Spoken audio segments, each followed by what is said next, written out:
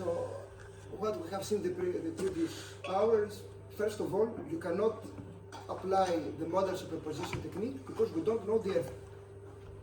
So we have to find a trick. And this trick is the design spectrum. So first of all, we have introduced what is the response spectrum of an earthquake, where you see that actually we don't calculate the correct one, but we calculate a simplified one called the pseudo-displacement spectrum or the pseudo-velocity or the pseudo-acceleration spectrum. Why we do this? Because if we calculate those erroneous ones, if we know the one, we can calculate the other two only with a simple multiplication. And as the error is very small, we don't care. So then, once we have introduced the response spectrum of an earthquake, we have introduced the design spectrum. And the design spectrum, we say that this is very important. This is a tool, simplified tool, but why this is important? Because behind this line, you have all the average history, let's say, of the earthquakes in your area. Huh? And this is introduced in different design codes. So you have the design spectrum for New Zealand, from the States, from Europe. And each country has its own national coefficients to choose, depending on how the citizens of each country feel the risk. But the form of the spectrum is the same. Now, imagine now that you know all this, you open a book, you have the design spectrum of your country. So the question is, how you are going to do the design? So let's start for a single degree of freedom system. So imagine that you have a model where you have only a single degree of freedom system. So how you are going to do the design of this? What I mean design is how you are going to calculate the forces and the displacements. So if you know the forces, then you can choose the section of your beam and the steel and whatever you want. So if you know this concept of design spectrum and you want to simulate, let's say, a structure which is like this. You have a beam and here you have a big mass. So 1 degree of freedom, of course, this is very simplified, but imagine that you have this thing. How you are going to calculate to choose here the section at the base for a given earthquake? Not for a given earthquake, for an earthquake design. You start with your static design, and then you can use it to calculate your hearing, check the response spectrum. So first thing, because for example, we're doing for the moment for the earthquake part, you calculate the period.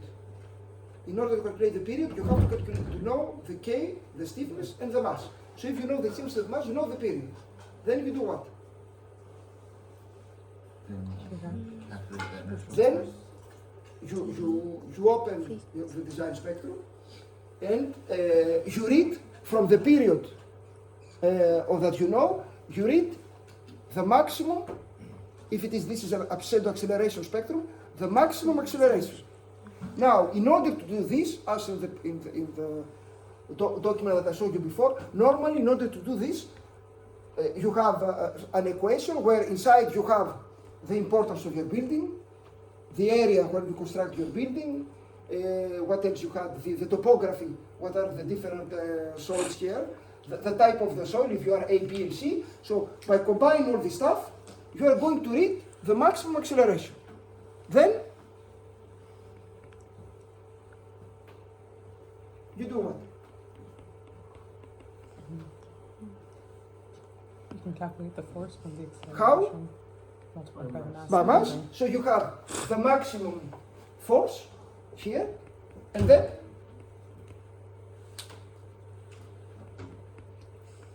my question is how you're going to design here at the bottom.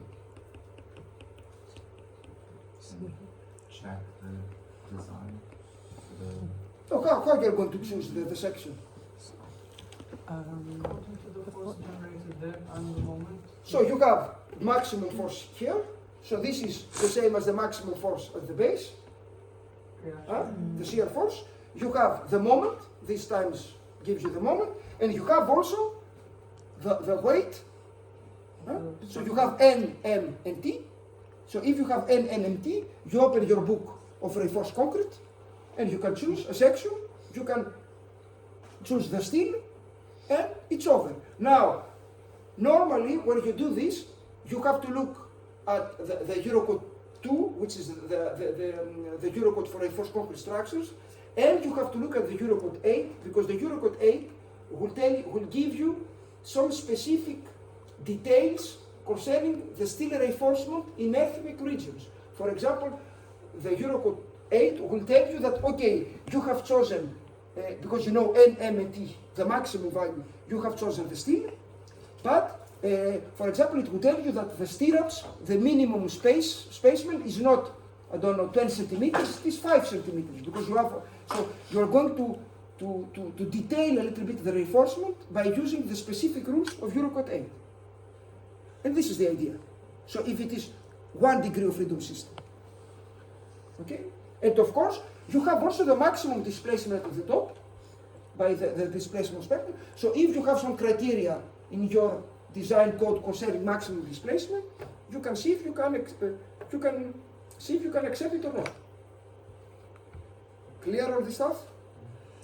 Now, in real life, we don't have 1 degree of freedom system. It's not very realistic. So what we are going to do? Let me, so I have here, so you have, what we said, it is written here. Huh? So for a given single degree of freedom system with a mass, weight, stiffness, and damping, because you have to know the damping, I forgot. So you find the period, you read from the design spectra the maximum displacement, then you can calculate the maximum, yes, I forgot this, you know why this is useful. For example, if you have the displacement spectrum, here you have that the maximum is KSD, but this is equal to the mass times, with this simple equation here, you can pass to the pseudo-acceleration spectrum. So you don't need to have the pseudo-acceleration spectrum, because you have the simple equation that I told you about. So this is mass times acceleration gives you the maximum shear force. So you have the shear force. You have the moment, you have the axial force, you design your thing. Clear? Yes? Now, what happens if you have a nuclear plant? If you have a 10-story building? How we are going to design the 10-story building? Again, it is the same thing. You have a building like this. And my question is, how you are going to design the column at the bottom? You still need to find the max displacement, whichever floor has the maximum displacement. How you are going to do this?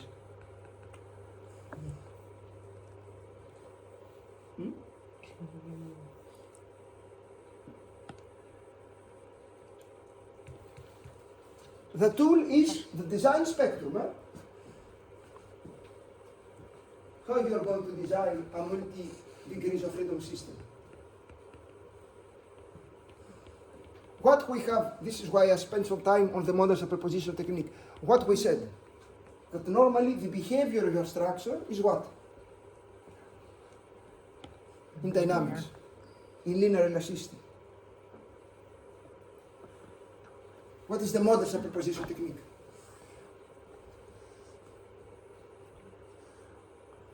I mean, just to read the title, model superposition technique. It means that Calculate the mode. the response of your structure is you have to superimpose the response of all the eigenmodes. This is because of the orthogonality of the eigenmodes with respect to K and M. Okay? So this is the driving idea behind the response spectrum analysis. So what we are going to do? If you have a 2 degrees of freedom system. You have to calculate 2 periods. So you are going to do the model analysis as you have done before. So you are going to calculate 2 eigenmodes. Then,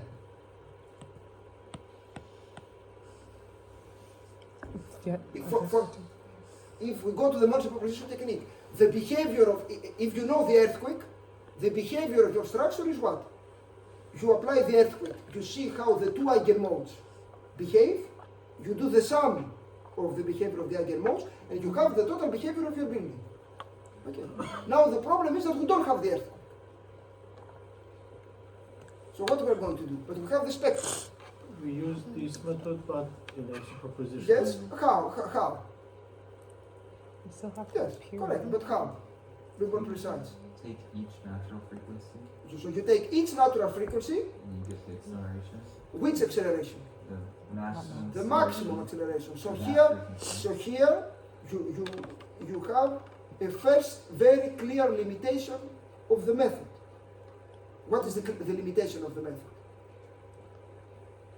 You have the maximum value. You have only the maximum values. So that means that you have lost what? The time variation. So there's no time. This is a very big problem of this method. So you have only the maximum values. It's not like the model superposition technique where we add and we get something as a function of time, we get the correct response. Now, because of this design spectrum analysis, you have only the maximum value. So for the first eigenmode, you have the maximum displacement. For the second eigenmode, you go to the spectrum, you read the maximum. So I have it here where it is. So imagine here that you have this building. Okay, so you have identified 6 eigenmodes. The first one, the second, the third, so you have 6 periods. So what you do is that for each eigenmode, you go to the spectrum, the acceleration spectrum or the displacement spectrum or the velocity, whatever you want. It's very easy to jump from one to the other because of these erroneous calculations that we did. So you go from this for each oscillator, you go to the spectrum and you read the value. Okay? And then what we are going to do? So you have, for example, for each oscillator, you have the maximum acceleration. So if you have the maximum acceleration, you have the maximum force. Maximum force. And then we're going to do what? You could add up all the forces by like an average. Yeah. What we did before. So the natural idea, I mean, if you look at the model superposition technique, is that you add all the maximum forces. But if you add all the maximum forces, you are going to be extremely conservative. Why? If you just add all of them, then All maximum. like if Yes, you have 5 eigenmodes and you add the maximum acceleration from all 5, Yes. you have 5 times the force or something. Not 5 times the force, but why this is conservative? Because You missed the it's- important point. at every eigenmode, it's not necessarily going to be the maximum force, I guess. I mean, No. For the spectrum gives you the maximum acceleration for each single oscillator. So you have the maximum force. The maximum force you have it, but you cannot add them like this. F1 plus F2 plus F3. But if I guess thinking back to what we did yesterday, they don't always contribute equally. Why? Because the occurrence of that earthquake with that force, maximum force, is so rare, we can say, and the probability or the frequency No, almost there, but you are not there. The response spectrum assumes all the energy goes into one eigenmode. No. The response spectrum, you read it 5 times. For each eigenmode, you have the corresponding maximum value. Yeah, exactly. So you have all the energy- values. All the But energy all of of- the yeah. earthquake goes into that eigenmode. So then that's the corresponding maximum acceleration. No. There is another important point. because we want just the building after the earthquake to. The main point is not to withstand it completely, but No. The model superposition technique tells you that if you had the behavior of the 5 eigenmodes, the behavior of your building is the sum of the 5. So this is mathematics. This is what we have said. So here we don't have the behavior of the 5 eigenmodes. We have only the maximum values. Why the total maximum value is not the sum of the maximum values? This is the tricky point. We should use model effective opposition. Yes, we are going to use this. Yeah, this is it's taken into account. But there is something else. So I agree. We are going to use correctly the model coefficients for each eigenmode. But there is another problem. The big problem. We consider it as a linear. Now, here for the moment we're always linear elastic. The big problem is that in the design spectrum method, you have the maximum values, but you don't have the time. And the problem is that the maximum values do not appear for the same time t. So all the eigenmodes do not have the maximum value at t equals 2 seconds. So if you just sum up the maximum values, you consider that all the eigenmodes have their maximum values at the same time t, and this is not correct. So this is the fundamental error of the method. You cannot add the maximum values because the maximum values do not happen the same time t. So we cannot sum them simply like this. Because the fundamental error of the method is that we miss the information about time. We don't have it anymore. So there is a statistical way to do the sum. If you open the modern design codes, they'll tell you that normally what you do, you are going to use the square root of the sum of the squares method, which said what? That says that you take R1 square plus R2 square plus R3 square plus, I don't know how eigenmodes you want, and the whole thing square root. So instead of saying that the maximum is 4 plus 3 equal to 7, you say that the maximum is 4 of the power of 2, 3 of the power of 2, and the whole thing in square root, and you find a smaller value than 7. It's 5. Hmm? Here is 5. 5. So this is the idea. Now this statistical method does not work always correctly. For example, the Eurocode 8 tells you that you apply this method if all the eigenmodes have frequencies that are distantly different. Right? So if you have eigenmodes that have frequencies 4 Hz and then 4.001, 4.002, this does not produce correct results. So there is a more complicated equation in the Eurocode to do the sum. And I don't know what Silvano will present to you, but there is another method also that they use in the nuclear industry in order to do the sum. But the main idea is that you cannot simply do the sum, you have to create a sort of an average, because you don't have the information about time and the maximum values do not happen the same time. And so this formula is valid for the displacements, but also for the forces.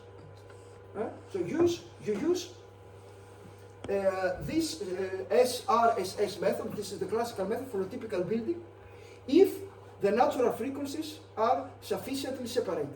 If not, you have to add some terms here in the equation. What do you mean by sufficiently separated? What I said is that I don't know how it is quantified exactly, but for example, if you find that the first eigenfrequency is 4 Hz, and the second is 4.01, and the third is 4.02, they are very close. So normally, it does not work. So there should be a criterion, something, this is what it means. If it is 4 Hz, 5 Hz, and 6 Hz, you can do the sum without problem.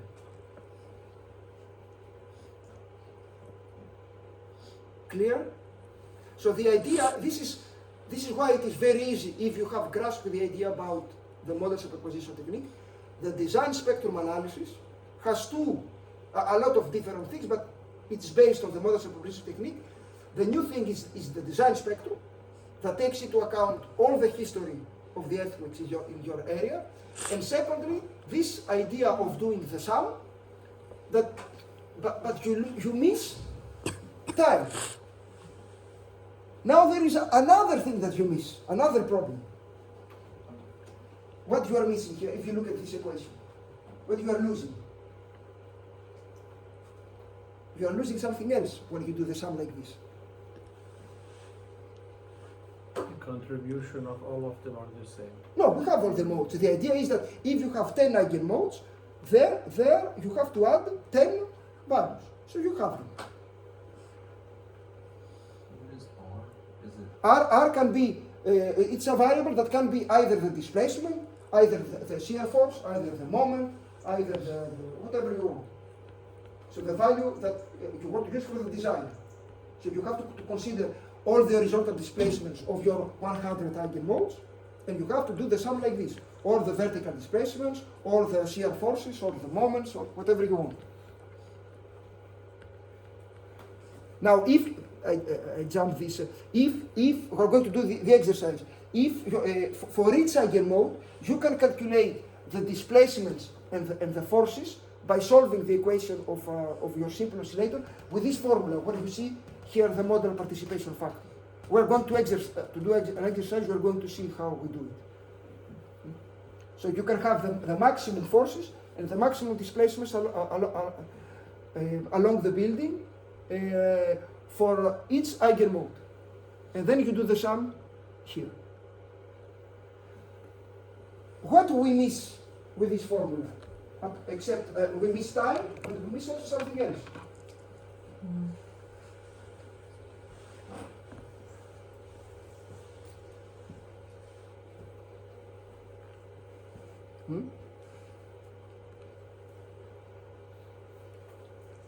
I will help you. What do you miss when you do this? negative? So you forget the sign. So actually, if you have negative moments, or negative shear forces, or negative axial forces, or whatever you want, all this become positive. So not only you miss the time in this method, because if you have only the maximum values, but you lose the rotation of the forces. It is positive or it is negative. Everything becomes positive. So how we deal with this problem? That everything has become positive.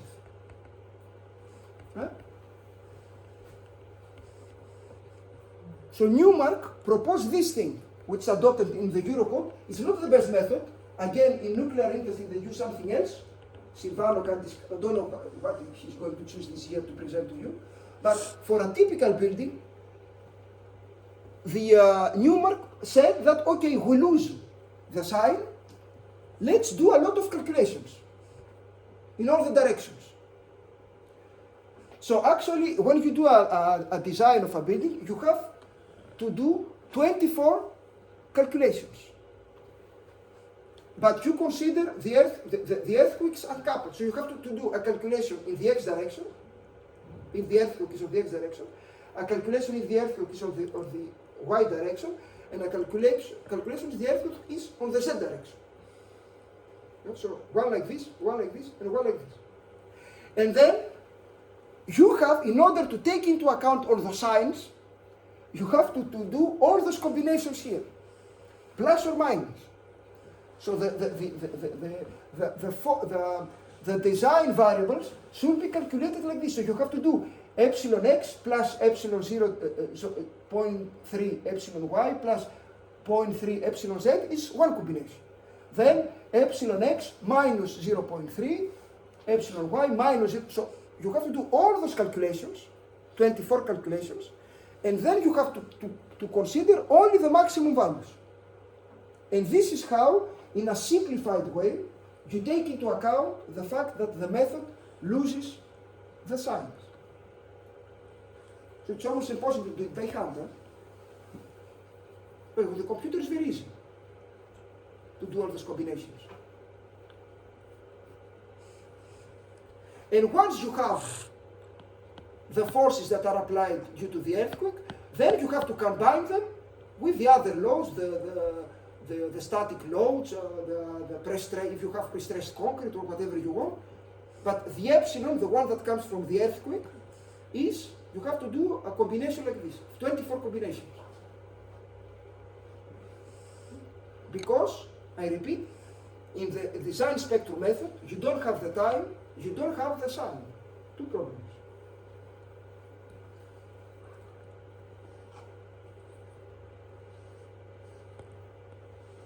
Is it a little bit clear? What is E? Right? E is the loading that the earthquake applies to your structure. So that means that at the end you are going to find what are the maximum moments, the maximum shear forces, and the maximum axial forces in all the beams and columns of your structure and shear walls. But in order to find what are the maximum M and T in all the structural elements, you have to do all those calculations. And then you end up with, for example, you isolate a beam and you say the maximum forces here and here due to the earthquake are those ones. And those you have to combine with the other forces that you have. Static forces, pre-stress loading, or whatever you want. But all those calculations are only for the earthquake, for the E. And this is where the course ends.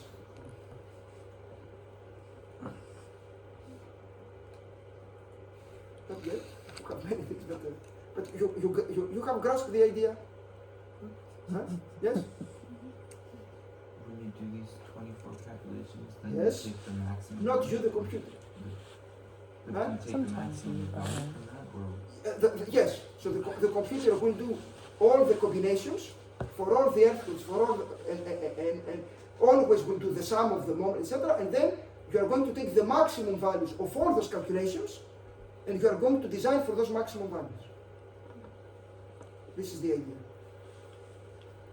If you want to use the design spectrum analysis, and this is the classical method for a typical building. It goes very faster. It goes very fast with the computer because they are linear elastic calculations. The mass matrix and stiffness matrix are, let's say, 5,000 to 5,000.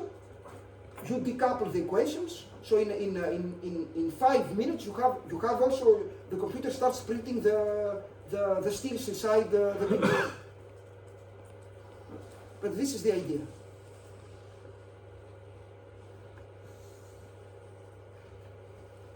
Now there is another thing.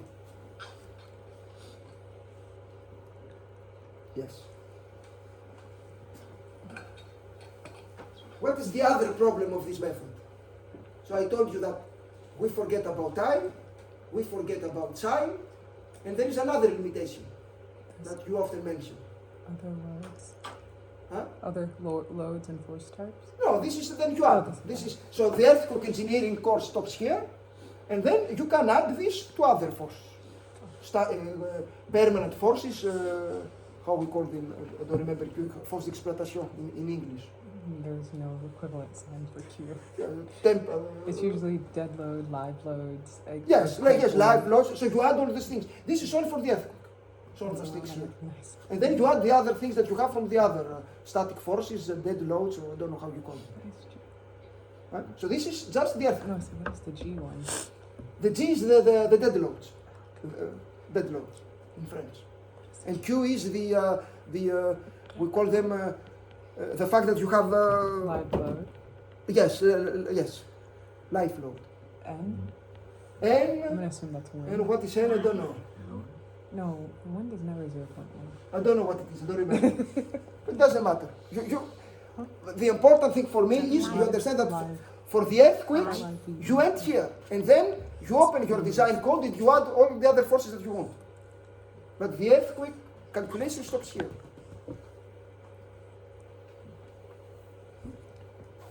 Where you consider, you understood that according to the actual version of the Eurocode, you have to consider 3 earthquakes.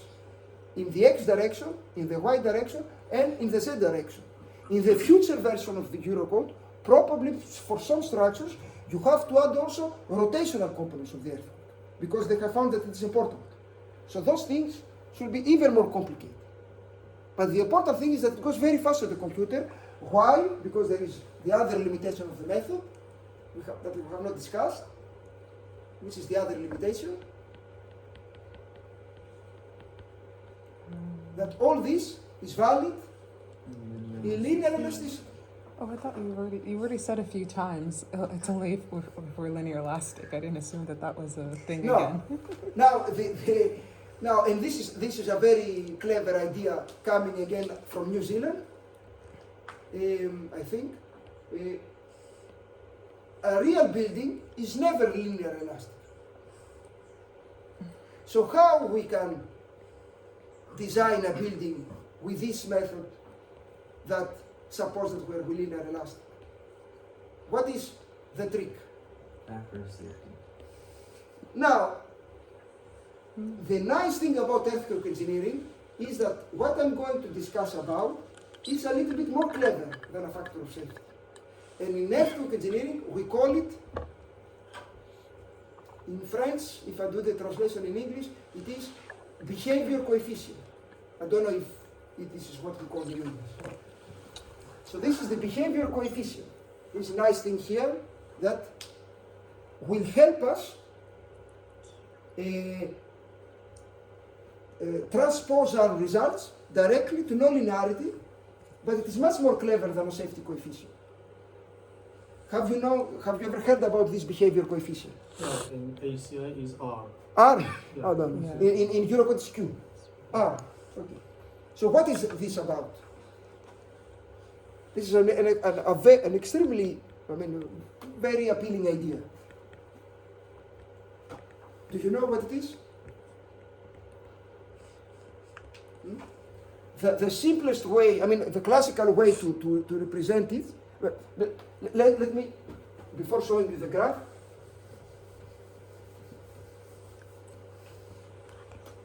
ask you the question and then I will show you the graph. Imagine that you have a building which is elastic, behaves elastic. And then imagine that you have the same building that behaves non-elastically. So it can go to nonlinear regime. What will be the difference between the two buildings in terms of displacements? So for the same loading, which of the two buildings will have the biggest displacement? The elastic one or the non-elastic one? With the same dimension. Yes, everything the same. The same loading. One building is linear elastic and the other one is non-elastic. Well, I'm going to show you then the graph. It's not linear. It's the non-linear. So which will have the biggest displacement? Non-linear. The non-linear. Clear? It's obvious? Now, I'm going to surprise you a little bit. Maybe I have used already this sentence.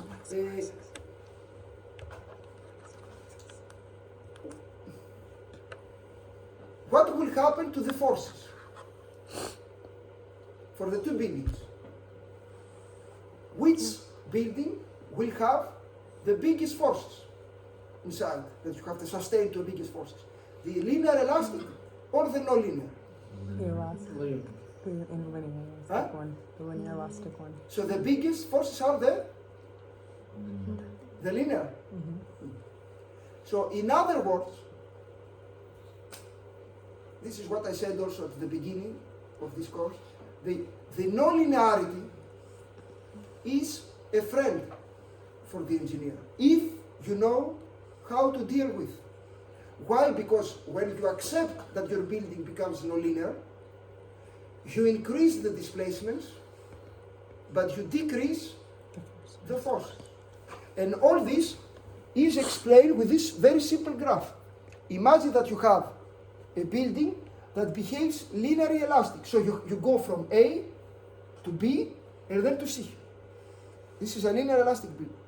And imagine that you have designed a building such as, for the same loading, you go from A to B, and then you are what we call, to simplify, elastic, perfectly plastic.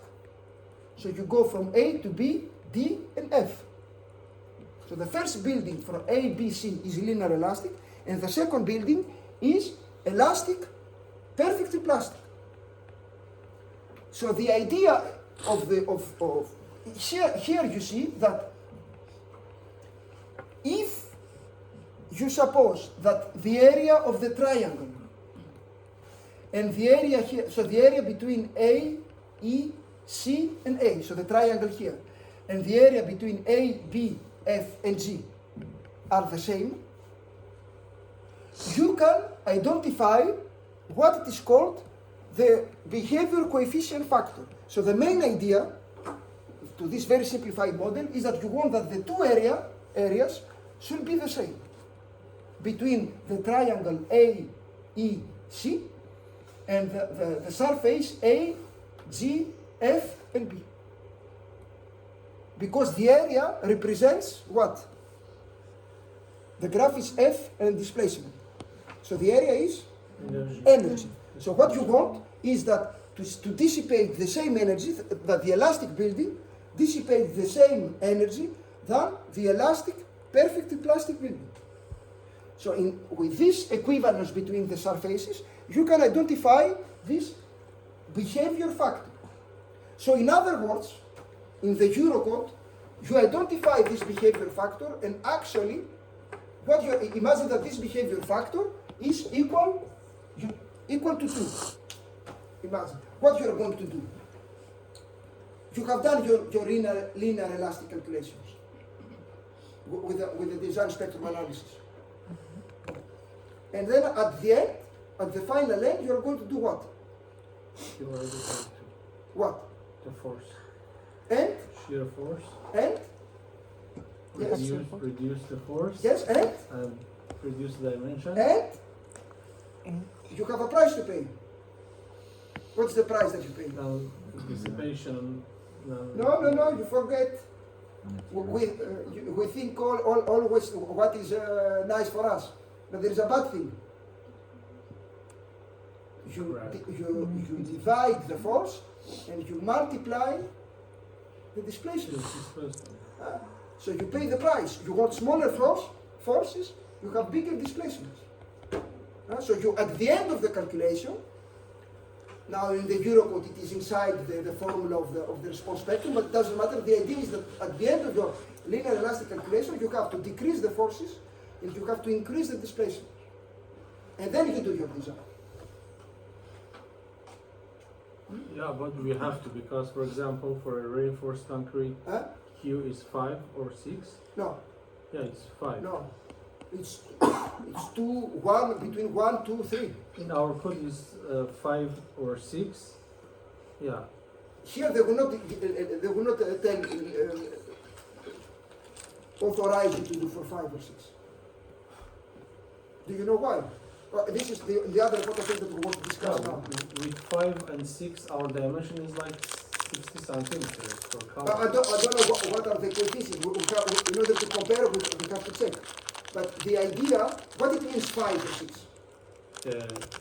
We decrease the Forces, loading and yes. increase the Yeah. displacement. So We have cracks. so the idea is, this is the important thing.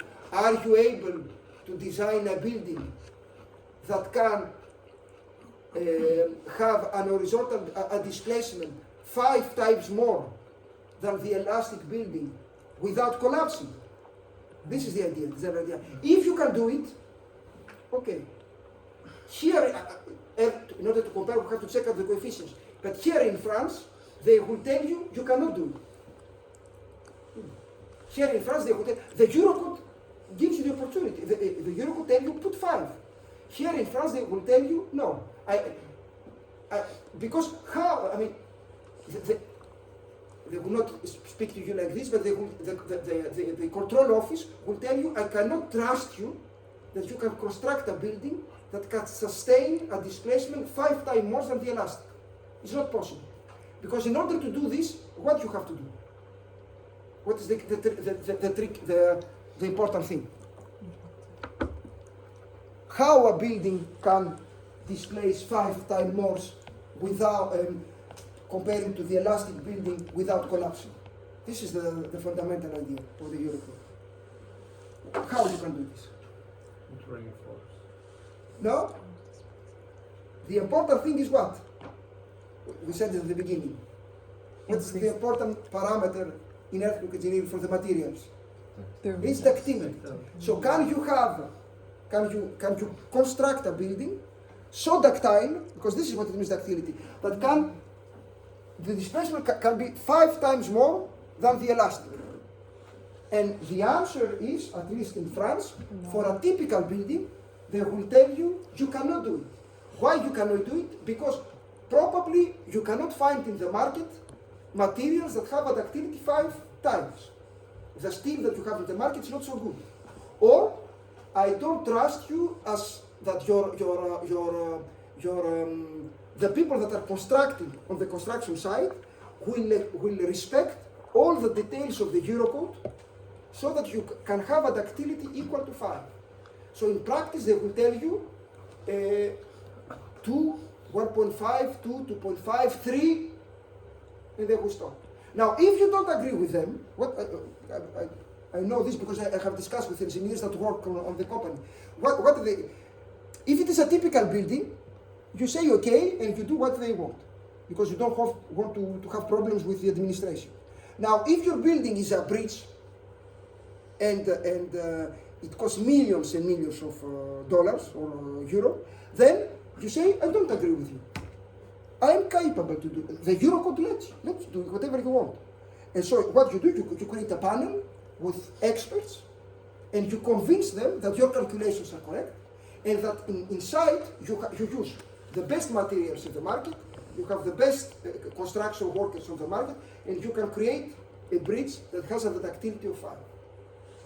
So this is the situation, at least of what I know of the Eurocode. Now, in order to compare with that, you come from which country? Iran. So maybe we have to check what are the coefficients, the values of the different coefficients. No, they are the same, but If they are the same, 5 here, you cannot do it. Yeah, but we say that concrete is not ductile, so we should use reinforced Yes, to satisfy like 5 times. yes. Here they will not let you. Yeah. They will say that we don't have those type of materials. Yeah, because they don't have earthquake. Huge. Now, let's discuss about Greece. They will not leave you. But now Iran, you have bigger earthquakes than in Greece. But we have severe earthquakes in Greece. They will not let you 5. 5, I've never seen 5 for a typical building. Because they know the quality of the materials on the market, and they know the quality of the construction workers on the market, and they know also the engineers of the market. So they say, so that everyone sleeps nicely, put 2, put 3, and we are done. But we don't actually have those materials, I don't think. Like, materials that are approved for building use that have that level of ductility. I don't know, 5, for me, it's very, 5 is a big number. quite a big level. Yeah. So actually, I don't know if I don't have. If you open now the procedure is the opposite. What I mean is that when you start constructing a building, the first thing that you do is that you choose the ductility level. So you have in the Eurocode you have how it is called small ductility, medium ductility, and high ductility. So the starting point when you design is to choose this thing. And then you do the calculations, you calculate correctly the forces and the displacements, and you choose the different materials. But the important thing is that for a different ductility level, the details and the materials that you have to use should be consistent with the value that you put here. Okay? Yes? Does the French say yes. the formula? Never mind. The effort of the Effort elastic plastic? On the And the effort. elastic model? What it means is That's l'effort dans le modèle. Yes, here, I don't remember, I copied this thing. Here it says the force in the elastoplastic model. So this will be F, this one, divided by the elastic. Inside. But this is strange because it should be here it is. force in the elastic plastic. So here you have the coefficient, here is not yet Q. Here you find the coefficient mu of the ductility of the oscillator. But the main idea, forget about this formula here. The main idea comes that the area here should be equal to the area of the elastoplastic model. And then you can identify your coefficient. Actually, this book, I copied this from this book.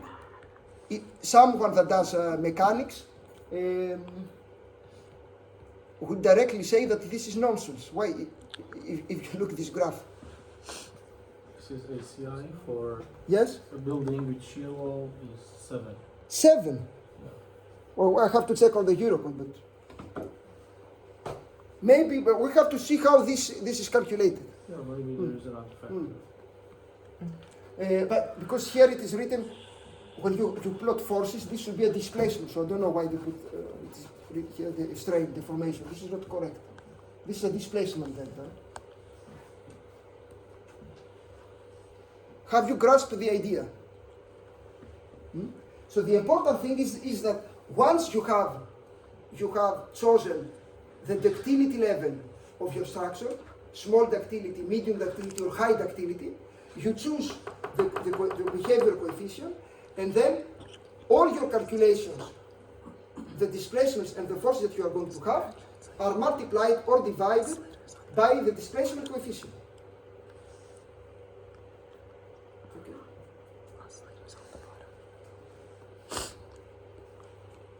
Now, this means also what? And this is another very important lesson for the earthquake engineering course. Is that,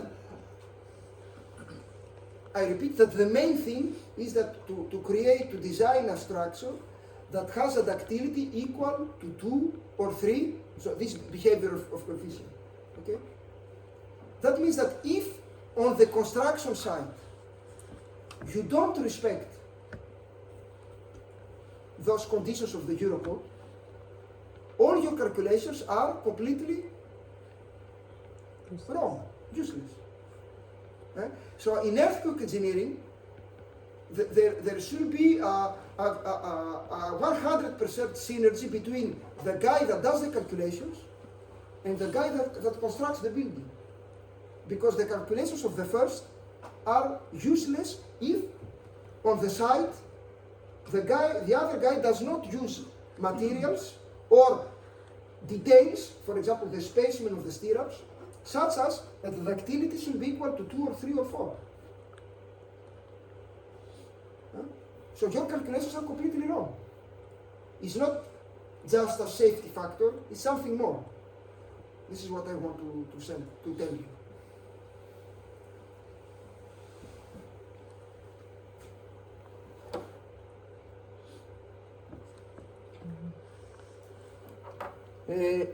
I have do you want me to do an exercise? Yeah.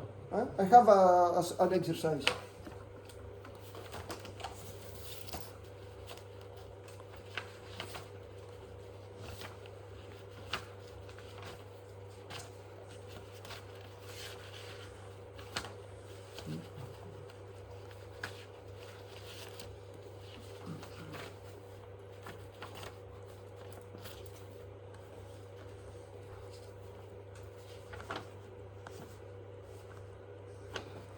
So imagine again that you have always the same thing. We have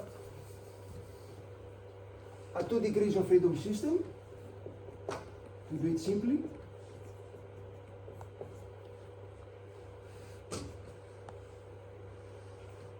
So this is K, this is K, M, and N.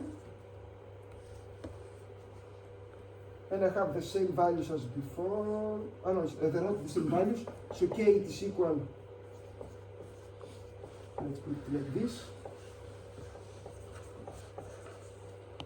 And M is equal to this.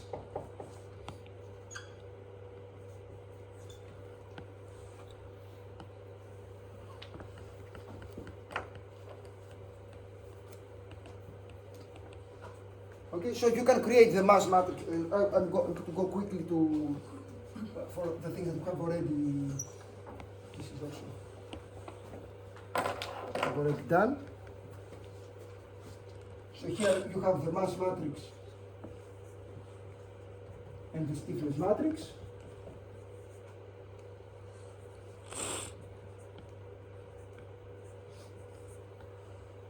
You can calculate the eigenfrequencies.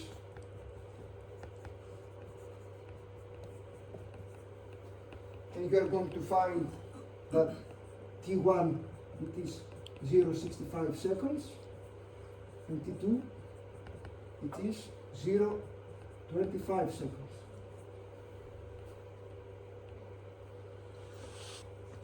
And you remember that we said that T1 is the biggest, always. For mass, that's per floor again, right? Sorry? For the mass, that's each floor? Or each Yes, for each floor is 36,000 kilos. And the stiffness is 868, 10 to the power of 4 Newton per meter. That's okay. It's okay, yes. So you do you calculate the determinant, you find the period of the two oscillators, and then you find also the eigenvectors that are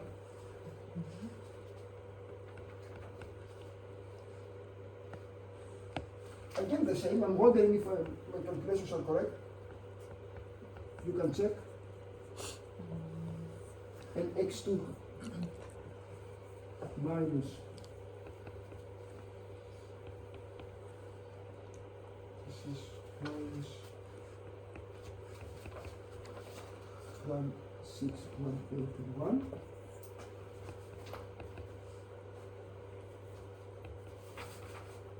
Okay, and then you can calculate the generalized mass matrix. So I'm going a little bit quickly, but this is the same thing always. So you have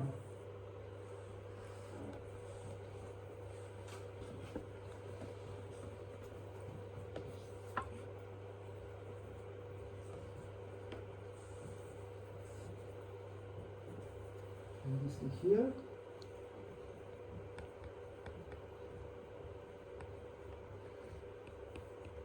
And if you do this, you're going to find that the generalized mass matrix is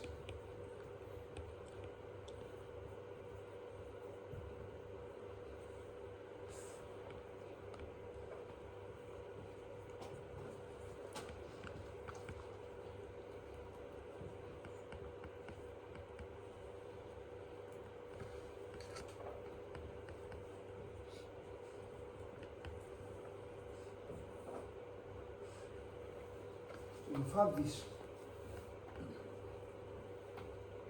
So you identify the mass matrix, the stiffness matrix, the two eigenmodes, so the two eigenperiods, the two eigenvectors, and the generalized mass matrix, which is diagonal. So this is the mu 1 and this is the mu 2.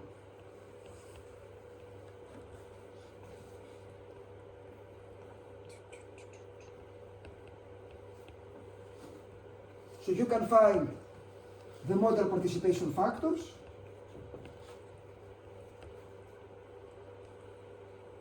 and you are going to find that alpha 1 which is equal to this,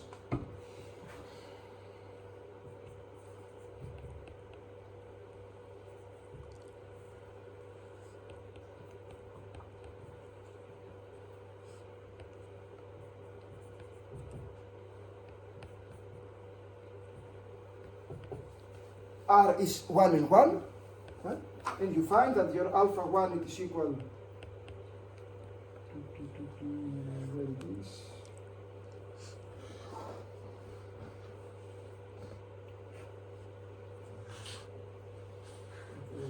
Here. Maybe this is the example that we have done before. And alpha 2.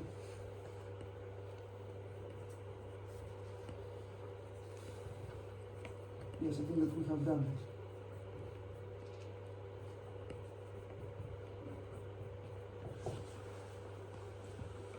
We have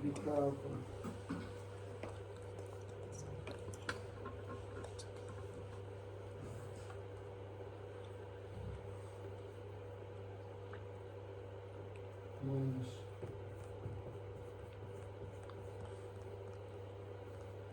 And for the first mode, finally, you can have that this contributes to 95% of the total effective mass, and for the second mode, 5%. Okay. So all this we have done it before. Mass matrix, stiffness matrix, T1, T2, X1, X2, and then the modal participation factors and the effective modal masses, and you find that actually, if you follow the Eurocode, to continue the calculation, you have to use only the first eigenmode. But in order for me to show you how it works, I'm going to use the two eigenmodes. But according to the Eurocode, if you find one eigenmode that contributes more than 90%, you can skip the other one. But for the moment, let's consider the two.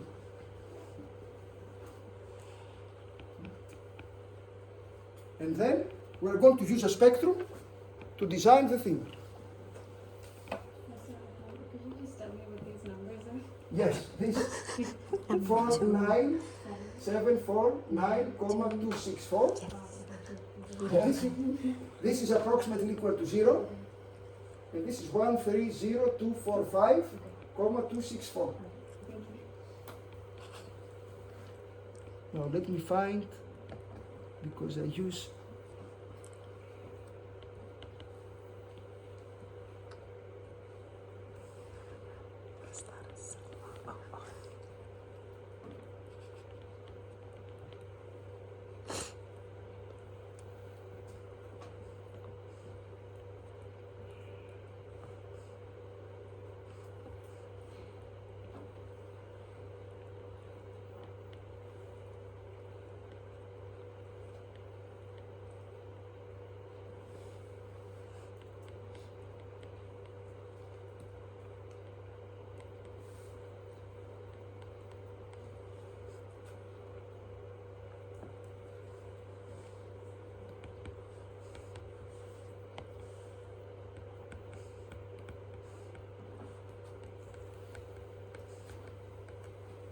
So I think that this you have to take it maybe as a picture, because I have not put it. I can put it on transparencies.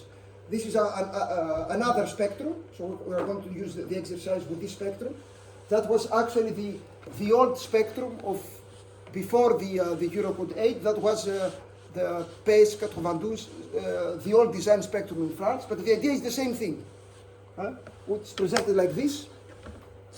If you send me an email, I will remember, I will put this in the PDF. So the idea is that you choose a spectrum, whatever you want, and then we're going to read for the two eigenmodes the values of the spectrum, and then we're going to do the design.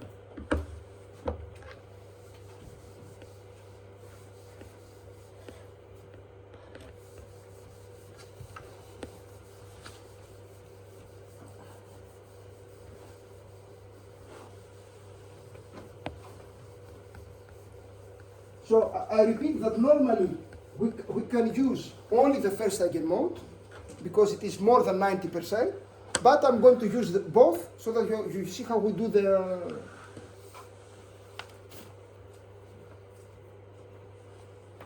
So what happens? We start from... Do you have something else?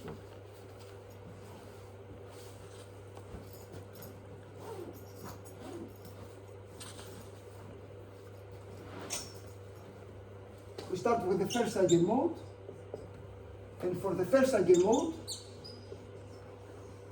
we have that T1, it is equal to 0.65 seconds.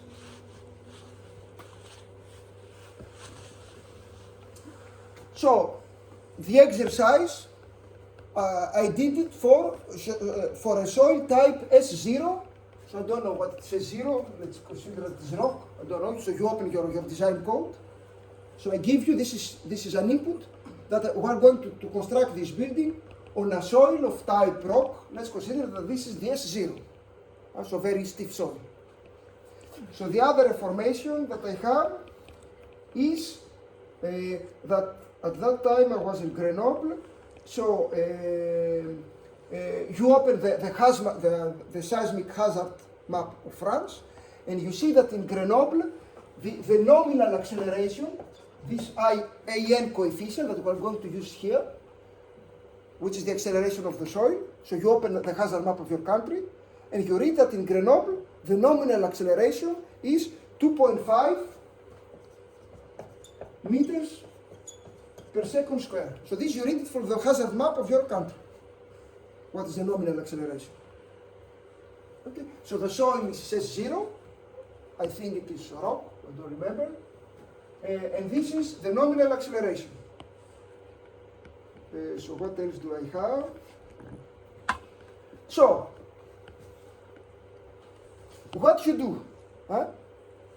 You have the period, and you read the acceleration value from the spectrum. So here, because if I do a zoom, Can you just make it full screen?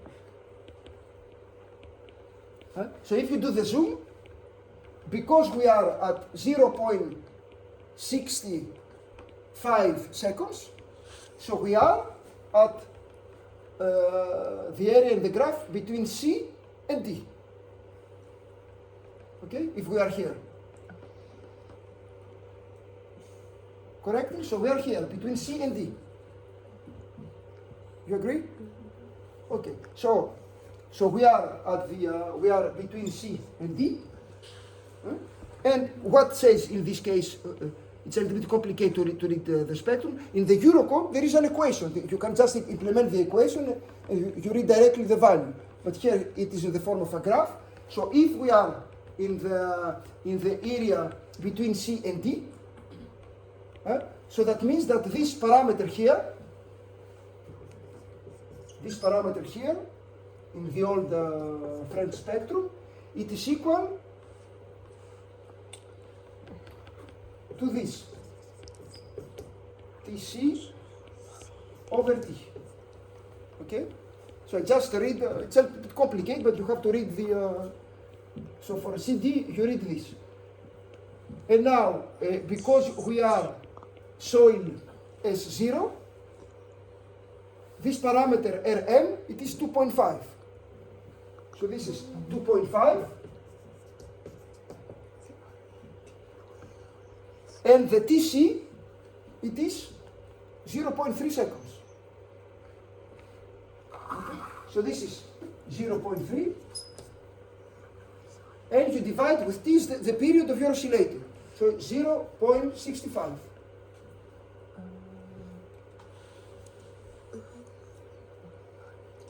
So I repeat. So it is complicated without reason. It doesn't matter. This is the way to read the spectrum if you don't have the equation. This is all the French spectrum, where because we have seen that we are on the CD branch, so this parameter is given like this. The Rm is given here for soil S0, and the Tc is given here. You just read the values. So 2.5, 0.3 divided by 0.65, and you read that the acceleration is 1.1538.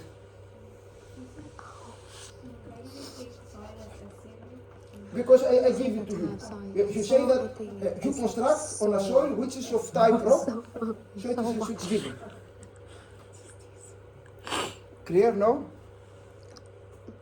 Where did you get your RE value from? My this RE Yeah. for the branch CD Yeah, is given like this. Yeah. Yes. Okay. Oh, you're calculating RE. Yes. That was a dumb question. I'm Yes, sorry. no. This is too complicated without reason, this transparency. I repeat that in the Eurocode, normally you have all those spectrum in simple equations that you can directly implement.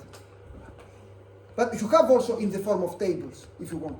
You have the two, either equations, other. So if you have a computer, it's much better to you implement the equation. It always works. So here you have this crazy thing, just to calculate the value, but it doesn't matter. So this Rm, because you are at S0, I give you that it is rock. So you have 2.5.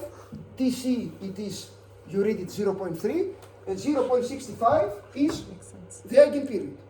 So you calculate this, and then you finally you have that the PSI, so the pseudo acceleration that you read from the spectrum. It is where it is. It is AN, so the nominal acceleration, 2.5 times this thing here, this parameter here. So you end up with 2,89 meter per second square. This is the pseudo acceleration that you read on the spectrum, on the response spectrum. All this to read that value. No? The AN is given, so it is the nominal acceleration, and for this you open the hazard map of your country, and you say, I want to construct this in Paris. What is the nominal acceleration? So at that time I was in Grenoble. So Grenoble is a town in France where you have medium earthquakes, I think, or not moderate. There is a difference between moderate and medium. So the nominal acceleration for Grenoble is 2.5. So in the hazard map. Now, as I told you in the first course, if you are not satisfied with this global value from your tower, you can do geotechnical surveys, and you can create, identify a nominal value for the area exactly where you construct.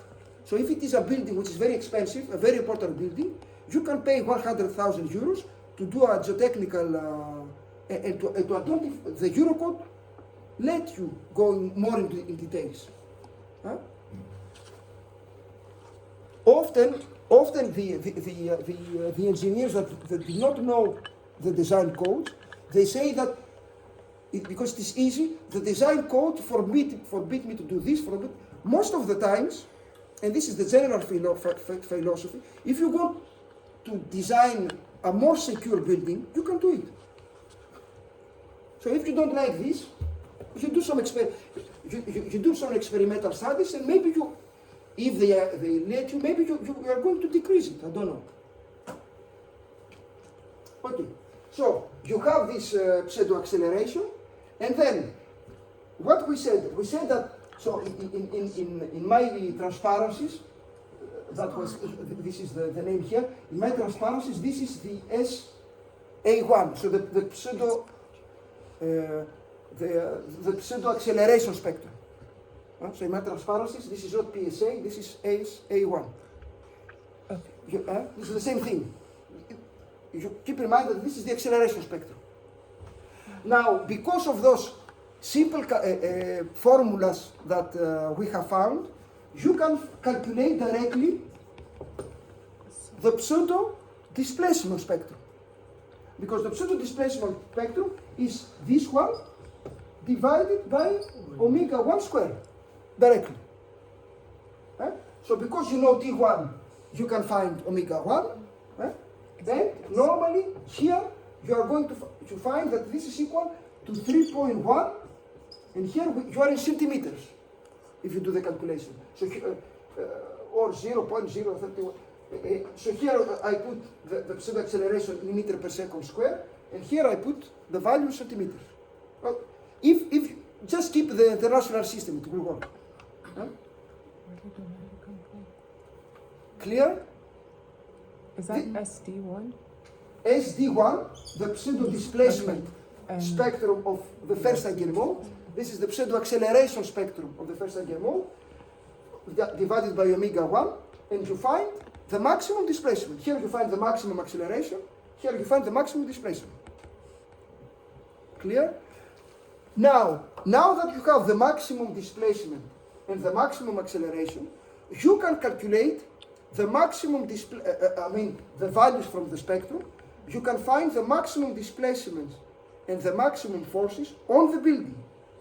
And for this, you are going to use those two formulas. Those two formulas will give you the maximum displacement on the building and the maximum forces on the building. So let's apply them. So what is the U1 vector? Here it is Q. Okay, let's call it let's call it Q1 in order to be consistent. So Q1 max, if you want, in order for you to understand better what I'm writing. So that is the model participation factor of the first eigenmode. So that is 1.1708.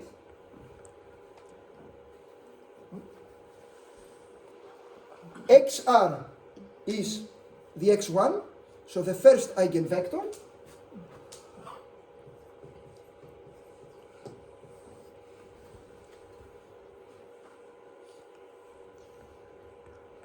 And times SD, the SD1 that we have here. So this is 3.1 in centimeters. So finally here, you will find the maximum displacements of the first oscillator. And you are going to find that the maximum displacement here, it is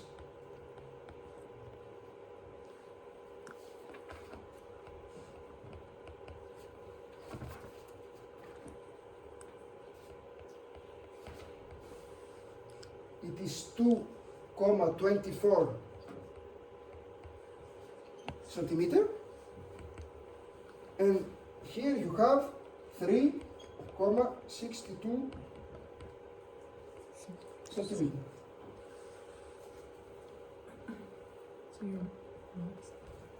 So if you do this calculation, you are going to find a vector. Here you have the maximum displacement of the first oscillator in the first floor, and here you have the maximum displacement of the first oscillator on the second floor. So the first floor will move 2.24 centimeters, and the second 3.62 centimeters.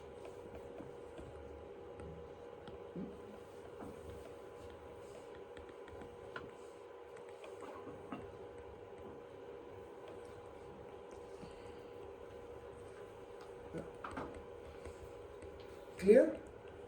Now you understand a little bit the idea. The idea is here, it means what? You read the maximum displacement in the spectrum, and then you have the eigenvector that was like this, the first eigenvector. So what you do is that you take the maximum displacement, you keep the form of the eigenvector because you multiply with the same value. So you say that this goes this and this goes this, and you multiply with the importance of the eigenmode, the model participation factor. And finally, you solve the problem of your simple oscillator. So you say that the first oscillator, the second floor moves 3.62 centimeters, and the first floor 2.24 centimeters. Now you can do the same thing for the forces. What forces? And here, this is what displacement. This is the horizontal displacement. And the forces here will be the horizontal forces. Why?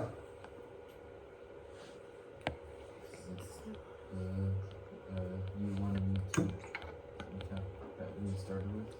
Because in the model, in the initial model, we have only horizontal degrees of freedom. So if you add vertical degrees of freedom and rotational degrees of freedom, you will calculate also vertical forces and moments. But now, because we have only horizontal, you will get only horizontal results. Horizontal displacements, horizontal forces. Excuse me. We calculated maximum displacement based on like a spectrum which is maximized, so 3.1 centimeter was the displacement. Physically, why the displacement of the second floor is higher than Because the first eigenmode, it is like this. Yeah. So when you multiply the first eigenmode, the form will be the same. So it is the second, this is the second floor. So the second floor moves, the displacement is bigger. Because this is the form of the eigenmode. Yeah, why bigger than 3.1? I didn't understand. 3.1. Why? Because The Because displacement is. That makes nice sense. question. I don't know. SD. because it's based on the spectrum which is maximum.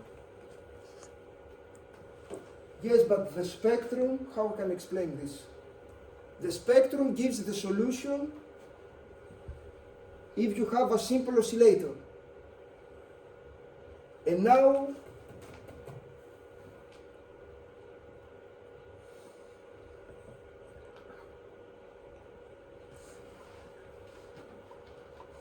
Because we calculated that based on the first mode, so everything is. I don't know how I can explain this. The spectrum gives you the maximum displacement of a single oscillator. Now you don't have, the oscillator is not, how can I explain this? We have the effect of the first mode inside SD1. Eh? So we have the effect of first mode in SD1 because it's A1. No, no, So why we should multiply this in 1.17?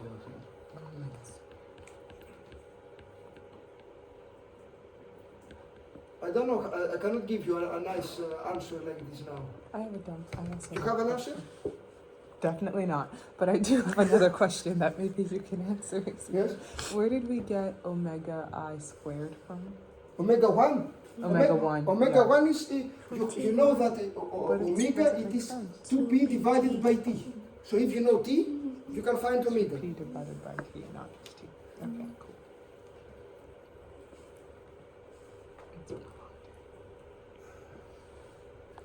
This thing here, this modal participation factor is not equal to 1. This LR divided by mu R. Yeah, but So if you take this value and you multiply, you will get something different, definitely different than SD. Now I want, okay, this is mathematical, but what is, I have to think about, my yes? question is, we used omega 1 as A1, everything based on the first mode. So why it's necessary to multiply by the contribution of the first mode, like L divided by mu? Because this will give you, this comes from the solution of the of your dynamic equation, Yeah, and the dynamic equation is not.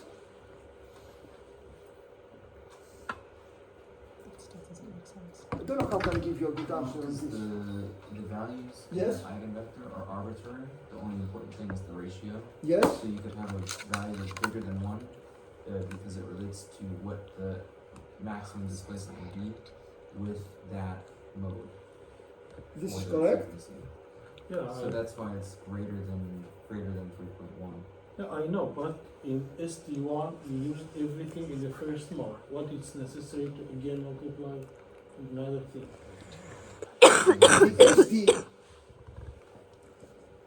The SD gives you a maximum displacement of the single oscillator. Now with this we go to the real building. Here you have the displacement along the whole building, and what you do is that you have the form of the building that deforms according to the first eigenmode, and then this value you have to distribute it along the form of the building times the multiplication factor. So now your question is why at the top is not equal to SD? Can we say because we found this 3.1 is for single degree of freedom, and here we have like 2 degrees, so it could be different. Yes, why not? It is true that your building, your real building, is not the single degree of freedom system. But I have to give you a more convincing answer. I understand your point. And then you can find, how I did it, F1 max. What are the forces on the 2 floors? It's more important. So the forces on the 2 floors are, again, A1 times the mass matrix, which is I don't remember, what was the mass? 36. 1, 0, 0, and 1. Oops.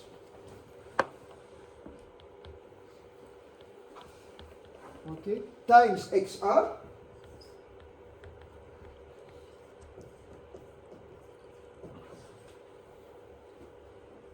times the acceleration that was 2,89.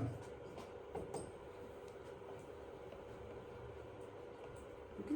And you find that the shear, the forces, the horizontal forces in Newton, here we have 75 to 8,618, and here we have 1 to 1, 8, 13, 2, something like this. You can check whether it's correct. So you have the horizontal force on the first floor and on the second floor in Newton.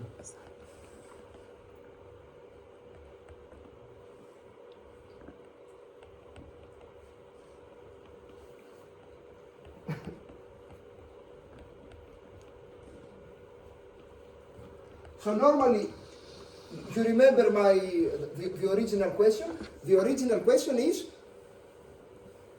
with what force you are going to design the column at the base of the building.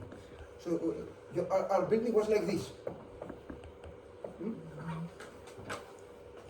So normally what you are going to do, because according to the Eurocode, you can stop the calculation here.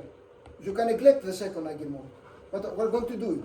But if you stop the calculation here, with what horizontal force you are going to design the building, the column here? Bottom one. Sum of The sum of them, and because you have 2 divided by 2. So with the sum of the two, because this is the horizontal force here, and the other is the horizontal force here. So the sum of the two divided by 2, and you have the shear force of the base to design the column. Clear? Now, although the Eurocode tells us that we can stick with the first eigenmode, let's do it for the second.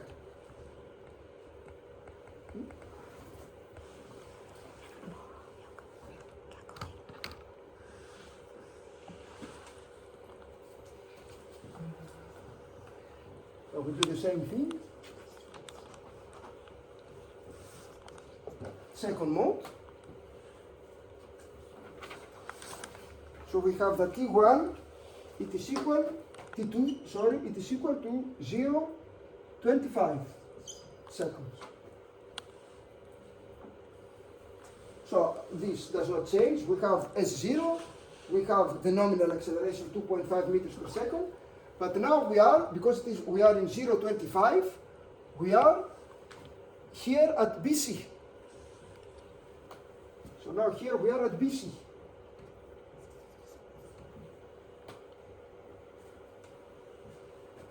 So for BC, we have, there it is. So we have that this RE, it is equal to RM, and this RM, it is equal to 2.5.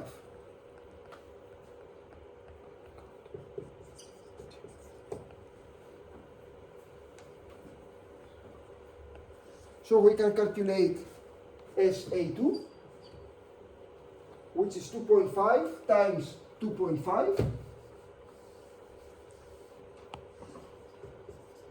and we have 625 meters per second square.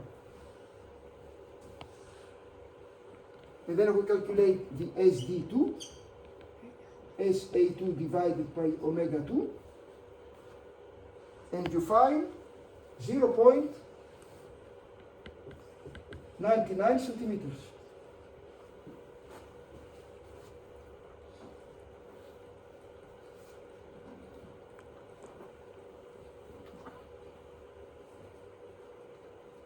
And then you say Q2 max, and this is equal to minus 0, 17, 0, 8. Here you have minus 1, 6, 1, 8, 1. And here we have 0.99. And you end up with 0.273 centimeters and minus 0.1693 centimeters. So you have the maximum displacement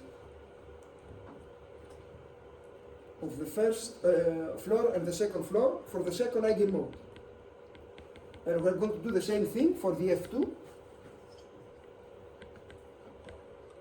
Minus 0 is this is minus 1. And this is 6.5.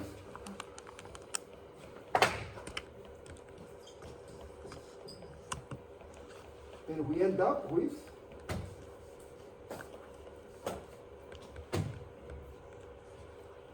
62185.3 or 63. Here we have minus 38.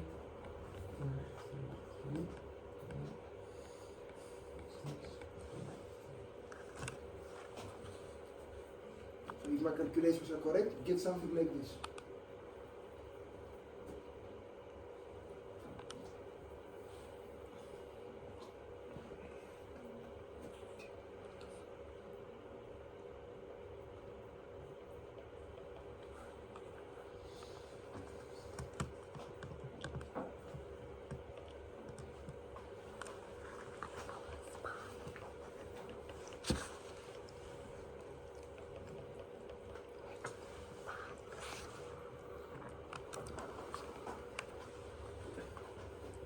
Okay, so you have the maximum displacement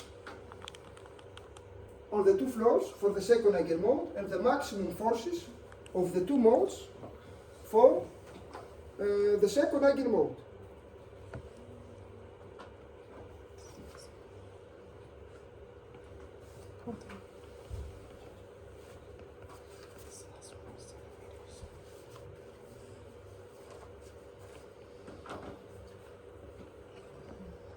Clear a little bit?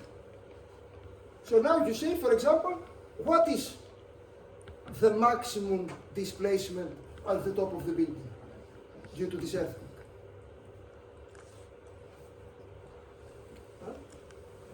Imagine that I ask you a question, what is the maximum displacement at the second floor?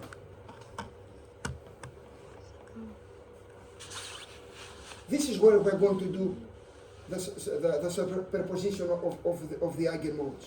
So we're going to say that the maximum displacement at the second floor is the square root, right? And you have the first one that was 362.95, if I'm not mistaken, square, plus 0.1691, it's 91, 93. 91 here, square. So if the question is what is the maximum displacement at the top of the building, you have to add the square roots and you do the whole thing with the square root. So you have this, the U maximum is, where you see it is square, it is at the power of 2, so you lose the sign, right? And you end up with 3.63 centimeters, approximately. So you understand why the Eurocode says that in this case, you don't need to consider the second eigenmode, because the contribution of the second eigenmode is nothing. The first one contributes at 95% and the second at 5%. So actually, if you neglect it, there's no problem.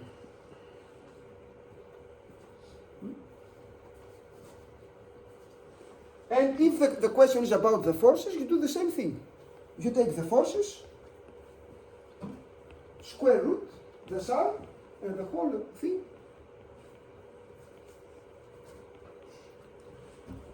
And now there is the last thing, which is what? Normally, you have to choose the ductility class of your building. If you want your building to be elastic, you can design elastically in the Eurocode. What you are going to say? You are going to say that the coefficient factor is equal to 1. So you leave the displacements and the forces as they are. If you want a ductility factor equal to 2, you multiply this with 2, you divide the forces with 2. And this is how you jump to nonlinearity, yes? Do you understand the main idea? I'm sorry, I was a little bit behind. Yes? For your maximum displacement on the, never mind, don't answer it. I got it. This is the maximum displacement at the I top. got it. I'm So we just take the missing- maximum of the first of the, second mode. of the second floor, on each second floor. I'm good. I do have a question though. For when you're doing the total forces, for the first Yes? eigenmode and you're calculating the forces, both signs were in the same direction. For the second total force, do you disregard the negative sign? Yes, this is the problem of the method. You have to do the square, all the values square, so you lose the sign. So this is why then you have to apply Newman, all those combinations. Because here, because of this thing, we lose the sign.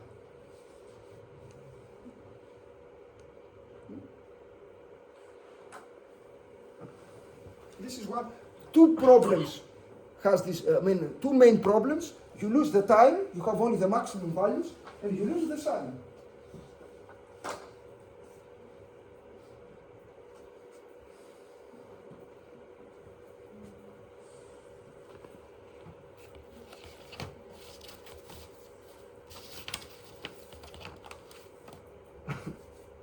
Since we're only in the x direction, are we also doing this for the force with to get the maximum force at the Yes. bottom? Yes. For example, if the question is what is the horizontal force at the base for the design, you do for the first eigenmode, you do the sum. For the second eigenmode, you do the sum, and then you do the square root, the first sum square, the second sum square, and you end up with the force. And then this force, you divide by 2 if you consider a coefficient factor equal to 2. This is how it is done. So could you just repeat what you said? Yes. For the force. Imagine that the question is, which is the maximum force here at the base. So for the first eigenmode, imagine that this was F1. We have found where it is. So we have found this, the F1. So you say that the maximum force for the first eigenmode is this plus this. So you have the F1. For the second mode is this plus this. So you have the M2. So at the end you're going to say that this is F1 squared plus F2 squared. You find the maximum force. But don't forget this thing to divide by the coefficient factor. And also the displacements to multiply with the coefficient factor. Now, sometimes you don't see it.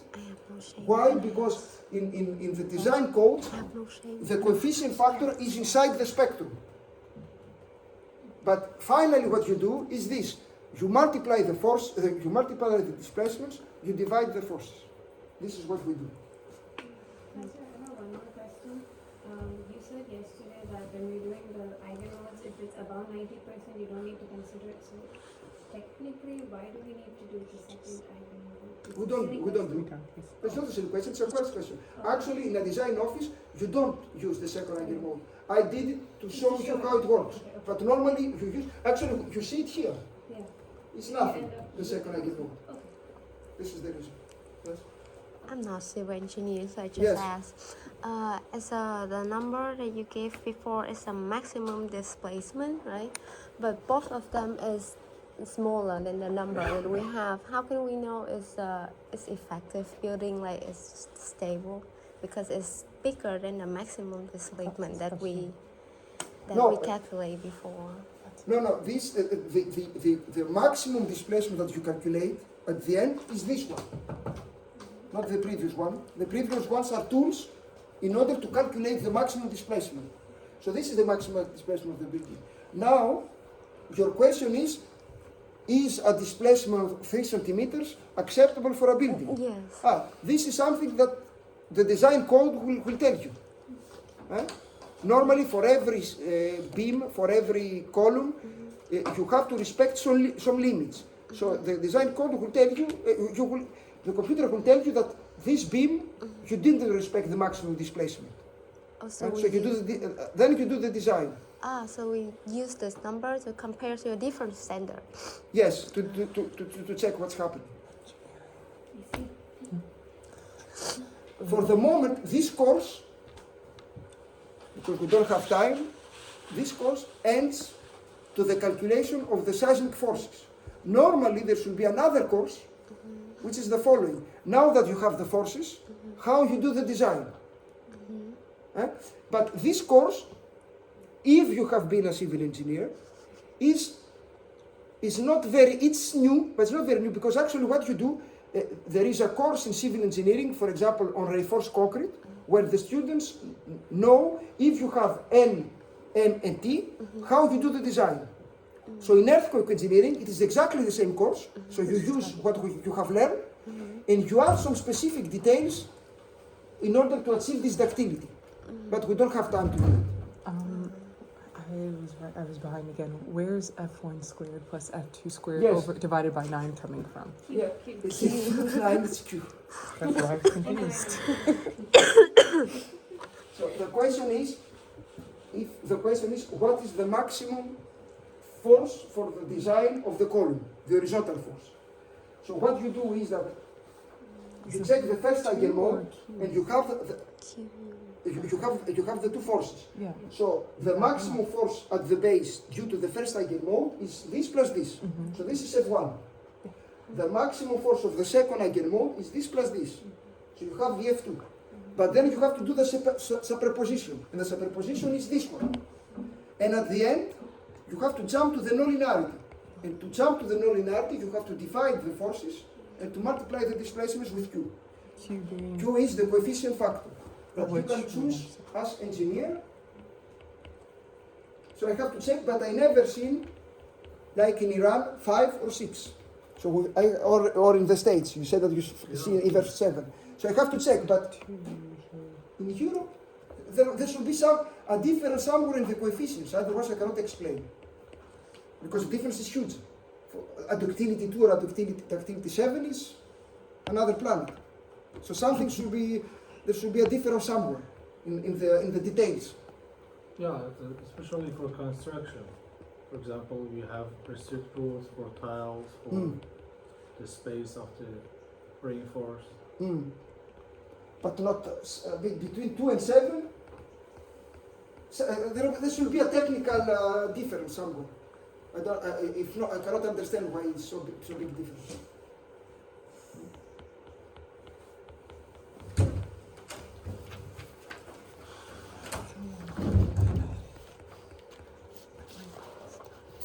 But again, the important thing for me is the general idea. And actually, I'm not a designer myself. it's 2.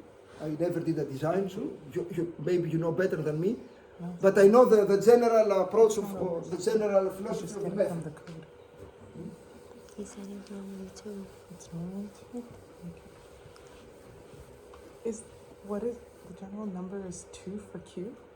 Now, Q is the behavior coefficient factor, and when you start the design, you choose it yourself. So you say, I want to design a low ductility building, a medium ductility building, or a high ductility building. So a low ductility building in the Eurocode is 1 elastic or 1.2, 1.3, 1.5. A medium ductility building, I think it is 2, 2.5. A high ductility building, of course you can do it. I think you go up to 4, but I've never seen it for typical buildings. A high ductility building. They don't allow you to do so. But it is authorized by the European.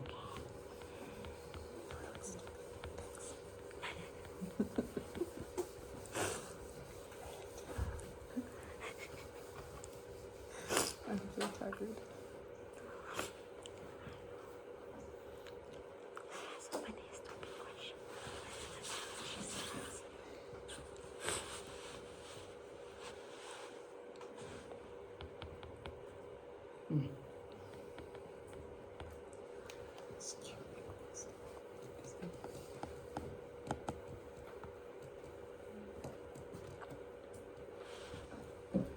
So what we are going to do next time, because I'm tired and you are tired, so we are going to stop, is that we are going to forget all those things, What? and I'm going to present you the Newmark scheme for multiple degrees of freedom system. And the Newmark scheme for multiple degrees of freedom system does not use the model superposition technique. It works nicely, and we can calculate a building without doing all those things, but you need to give it the effort. And this is the problem. So probably we're gonna ignore that as well. No. Now,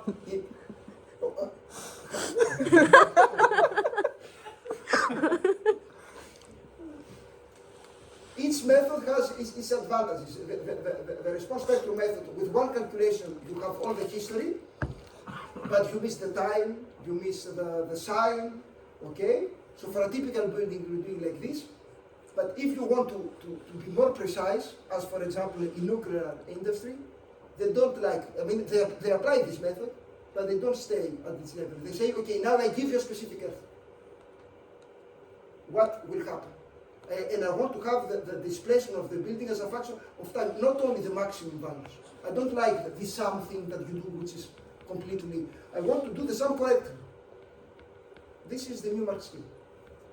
That can be also extended in nonlinear dynamics. You cannot avoid doing this if the building is important. Now, for typical buildings, we don't do it. Don't underestimate, because when you are in the university, the classical thinking is, this guy bothers us with strange things, I will not use it in the industry.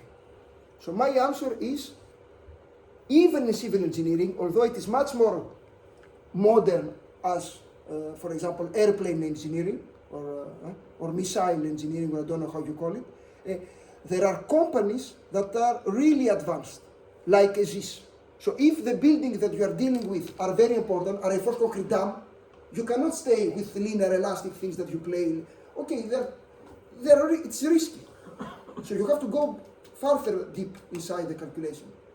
So there are companies that do things all the time. EDF, which is the French company for electricity that directs all the nuclear park of France, they have one of the best teams to do nonlinear earthquake dynamics in the world, because they deal with very important structures. So this is industrial problems. They are not academia. We don't do this for fun. Also for fun, but also because there is a real. I mean, I repeat, Silvano will talk to you more about this. They have developed with us, we have a PhD student, and they have developed a simplified nonlinear model for earthquake engineering that actually answers this very complicated, simple question. If I have an earthquake on a nuclear plant, there will be cracks. So if someone tells you there are no cracks in concrete, don't believe him. Even in nuclear plants, we have cracks.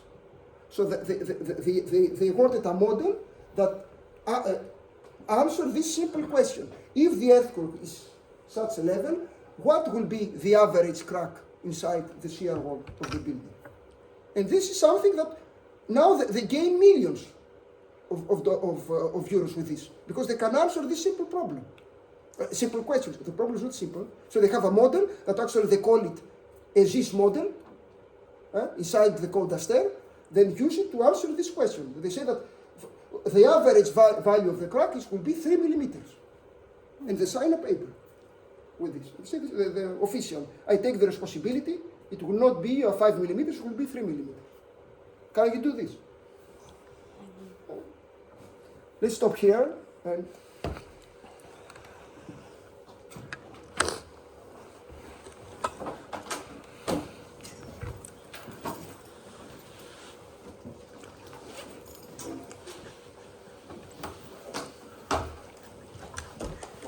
yes? One question.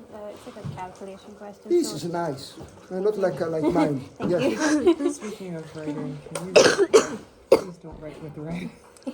So when you found pseudo acceleration as 2.89, and Yes. from that you found the pseudo displacement as Spectrum. 3.1. Yeah, spectrum. Yes. So I was just trying to calculate it on my own, but I'm not getting 3.1 no matter what. I'm getting 0.2026. That's incorrect.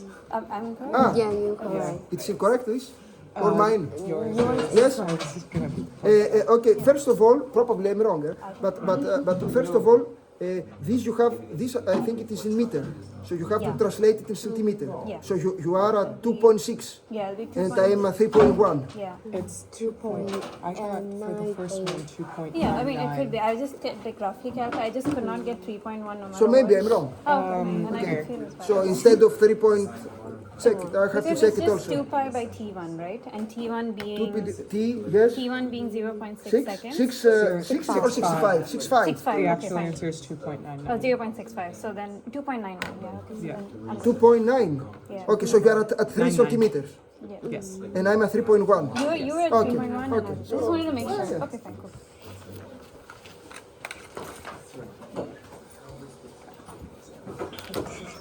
I was gonna point it out, but your number is conservative, so who cares? And also, I put it in the calculator for like 5 minutes.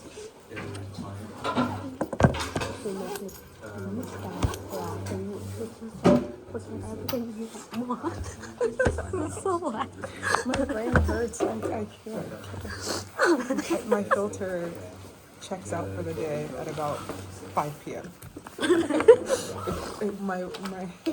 My filter is on a strict 9 So to we 5. have another course today. I'm going to present you some nonlinear calculations just to see how results, how it works. No. Please be present. Come here when Silvano is giving his course because he's coming from Paris. So it will be a pity to him to okay. Thank you. Thank you. Au revoir. Au revoir.